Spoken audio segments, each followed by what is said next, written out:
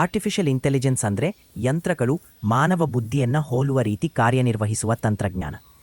ಇದರಲ್ಲಿ ಯಂತ್ರಗಳು ಕಲಿಯಬಲ್ಲವು, ಯೋಚಿಸಬಹುದು, ತೀರ್ಮಾನ ಮಾಡಬಹುದು ಮತ್ತು ತನ್ನ ತಪ್ಪುಗಳನ್ನು ಸರಿಪಡಿಸಿಕೊಳ್ಳಬಹುದು.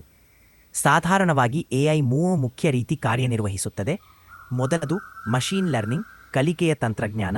ಇದು ದೊಡ್ಡ ಡೇಟಾಗಳು ಮತ್ತು ಉದಾಹರಣೆಗಳಿಂದ ಕಲಿಯುವುದು. ಎರಡನೆಯದು ಡೀಪ್ ಲರ್ನಿಂಗ್. ಇದು ಮಾನವ ಮೆದುಳಿನಂತೆ ಬಹುಮಟ್ಟಿನ ನ್ಯೂರಲ್ ನೆಟ್ವರ್ಕ್ಸ್ ಬಳಸಿ ಹೆಚ್ಚು ಆಳವಾದ ಕಲಿಕೆಯುಳ್ಳ ತಂತ್ರ. ಮತ್ತು 3 ನ್ಯಾಚುರಲ್ ಲ್ಯಾಂಗ್ವೇಜ್ ಪ್ರಾಸೆಸಿಂಗ್ NLP. ಅದು ಮಾನವ ಭಾಷೆಯನ್ನು ಅರ್ಥ ಮಾಡಿಕೊಳ್ಳುವ ತಂತ್ರ. ಇದು ನಮ್ಮ ದಿನನಿತ್ಯದ ಬದುಕಿನಲ್ಲಿ ಹಲವಾರು ರೀತಿ ಬಳಸಲಾಗುತ್ತದೆ. ಉದಾಹರಣೆಗೆ, ನಿಮ್ಮ ಸ್ಮಾರ್ಟ್ಫೋನ್ನಲ್ಲಿ ಇರುವ ವಾಯ್ಸ್ ಅಸಿಸ್ಟೆಂಟ್ ಅಥವಾ ಚಾಟ್ಬಾಟ್ಗಳು, ಕಾರುಗಳಲ್ಲಿ ಸ್ವಯಂಚಾಲಿತ ಚಾಲನಾ ವ್ಯವಸ್ಥೆ, ಇವೆಲ್ಲ AI ಬಳಕೆಯ ಉದಾಹರಣೆಗಳು. ಇದು ಮನುಷ್ಯರ ಕೆಲಸವನ್ನು ಸುಲಭಗೊಳಿಸಲು, ತ್ವರಿತಗೊಳಿಸಲು ಹಾಗೂ ತೀರ್ಮಾನಗಳಲ್ಲಿ ಹೆಚ್ಚು ನಿಖರತೆ ತರುವಂತಹ ತಂತ್ರಜ್ಞಾನ.